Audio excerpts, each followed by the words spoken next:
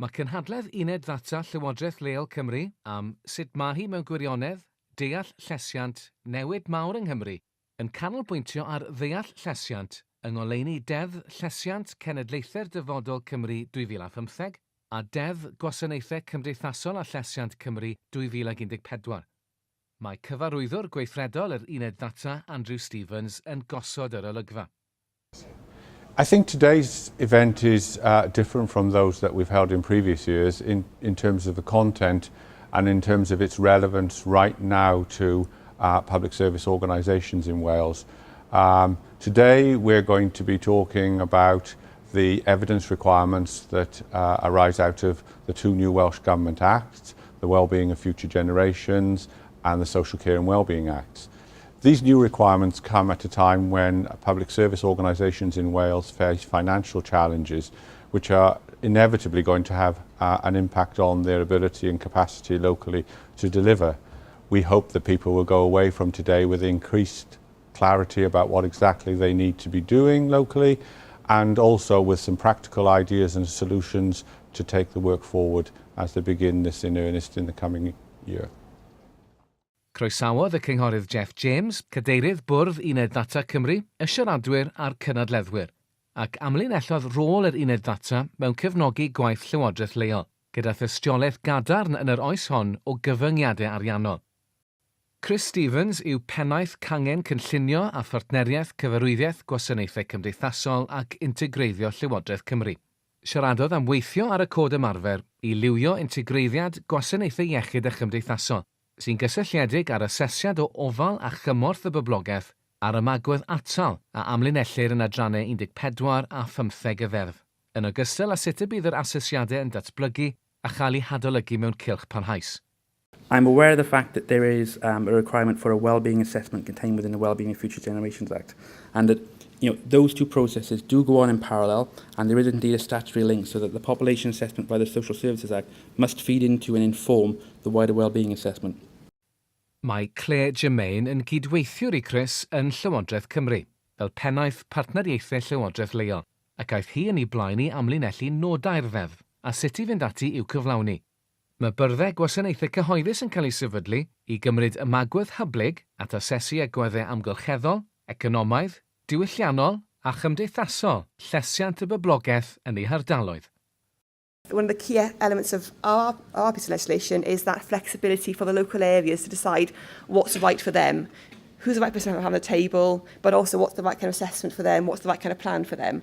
And I think if I leave you one of my key messages would be there's intended flexibility in our Act, an intended lack of prescription around how things are done. We give the broad framework, but it's intended that the areas have flexibility in how they proceed. Cynhaliodd Chris a Claire sesiwn holi ac ateb, cyn i'r cynadleddwyr gymryd seibiant i archwilio'r arddangosfa, a oedd yn cynnwys stondinau gan yr uned ddata, Llywodraeth Cymru, Cyngor Gofal Cymru, Dewis Cymru, Arfer Da Cymru, uned ddata Llywodraeth Leol Cymru, Cyfranogiad Cymru a Swyddfa Archwilio Cymru. Siaradwr olaf y bore oedd Dr Alan Netherwood o Netherwood Sustainable Futures ac yn gymrodor ymchwil mygedol ym Mhrifysgol Caerdydd. Ehangodd Alan y persbectif mwyn edrych ar beth rydym yn ei olygu o'r genedlaethau'r dyfodol yn y ddeddf, a sut rydym yn plethu eu hanghenion hwy i mewn i'r asesiadau, a meddwl ymlaen, nid am y presennol yn unig. I think what's different and distinct about this is that for the first time in law, we are required to think not implicitly, but explicitly about future generations. And I think that's quite exciting, the geek that I am. Pwysleisiodd ba mor hanfodol ydyw bod gwasanaeth cyhoeddus yn gadael etifeddiaeth ar gyfer llesiant cenedlaethau'r dyfodol.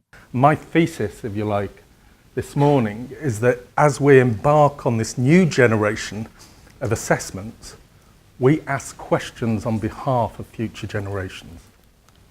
Roedd sesiynau trafod cyn ac ar ôl cinio am gefnogi datblygiad asesiadau o'r boblogaeth, cyflawni ymagwedd gymesur at archwilio, tystiolaeth leol am ddata cenedlaethol, yr angen am strategaethau hir dymor i fodloni heriau hir dymor, deall anghenion y dinesydd a dadansoddi ymatebion yn ymarferol.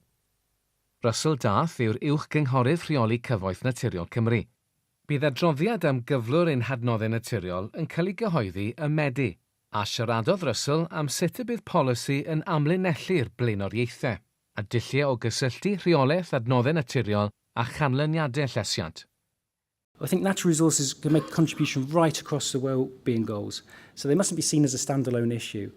We are preparing ourselves to be able to support public service boards and well-being assessments through preparing evidence packs, but that's not the only solution. We want to have those conversations about place, about long-term thinking, about different ways of managing our natural resources, about what opportunities there might be for doing things differently.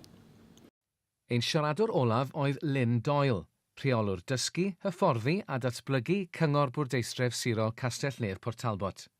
Mae Lynn wedi bod yn gweithio ar hwb gwybodaeth y Cyngor Gofal ar gyfer Llywodraeth Cymru.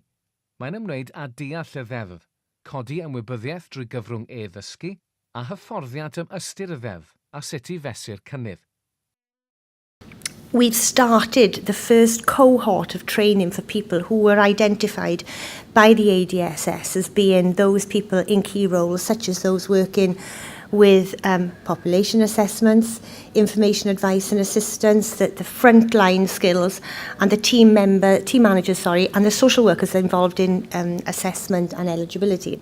Adolygodd Andrew Stevens y diwrnod a dod â chynhadledd ddiddorol, lwyddiannus ac addysgiadol arall I ben. Gall yr holl anerchiadau gael eu darllen yn llawn ar y wefan.